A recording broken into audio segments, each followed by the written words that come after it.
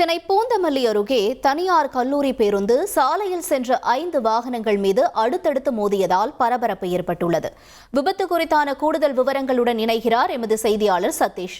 சதீஷ், வணக்கம். இந்த விபத்திற்கான காரணம் என்னவாக சொல்லப்படுகிறது? மேலும் பேருந்தில் பயணித்தவர்களின் நிலை என்ன?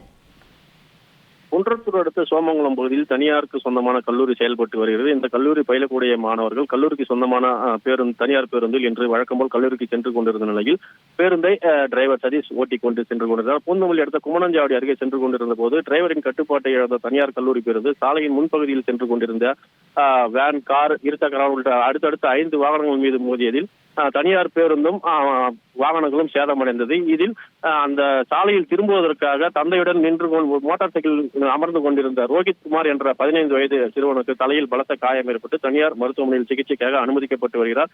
இந்த சம்பவம் குறித்து பூந்தமல்லி போக்குவரத்து போலீசார் சம்பவத்துக்கு விரைந்து சென்று சாலை விபத்தில் சிக்கிய வாகனங்களை அங்கிருந்து அப்புறப்படுத்தும் பணியில் ஈடுபட்டு தொடர்ந்து டிரைவரிடம் விசாரணை மேற்கொண்ட பொழுது அவர் வாகனத்தை இயக்கிய போது திடீரென அவருக்கு வலிப்பு ஏற்பட்டதாகவும் அதன் காரணமாக இந்த விபத்து நடந்ததாகவும் தெரிவிக்கப்பட்டது. தொடர்ந்து டிரைவர் குடிபோதையில் ஏதாவது இருந்தாரா அல்லது விபத்திற்கு வேறு ஏதேனும் காரணம் உள்ளதா என்ற கோணத்தில் தொடர்ந்து ஆவடி போக்குவரத்து புலனாய்வு போலீசார் விசாரணை மேற்கொண்டு வருகின்றனர். தனியார் கல்லூரி மாணவர்களை ஏற்றிச் சென்ற தனியார் பேருந்து திடீரென சாலையில் சென்று கொண்டிருந்த வாகனங்கள் மீது அடுத்தடுத்து மோதிய விபத்தால் இந்த பகுதியில் சிறிது நேரம் பரபரப்புடன் கூடிய போக்குவரத்து நெரிசலும் ஏற்பட்ட நிலையில் பேருந்தில் பயணம் செய்த கல்லூரி மாணவர்கள் மற்றும் முன்னால் மோதிய வாகனங்களில் சென்ற சிலருக்கு காயம் ஏற்பட்டது. அவர்கள் அருகில் உள்ள தனியார் மருத்துவமனையில் சிகிச்சை பெற்று தற்போது வீடு திரும்ப உள்ளனர். தொடர்ந்து இந்த விபத்திற்கான காரணம் குறித்து போலீசார் விசாரணை மேற்கொண்டு வருகின்றனர். இந்த சம்பவத்தால் அந்த பகுதியில் சிறிது நேரம் பரபரப்பு ஏற்பட்டது.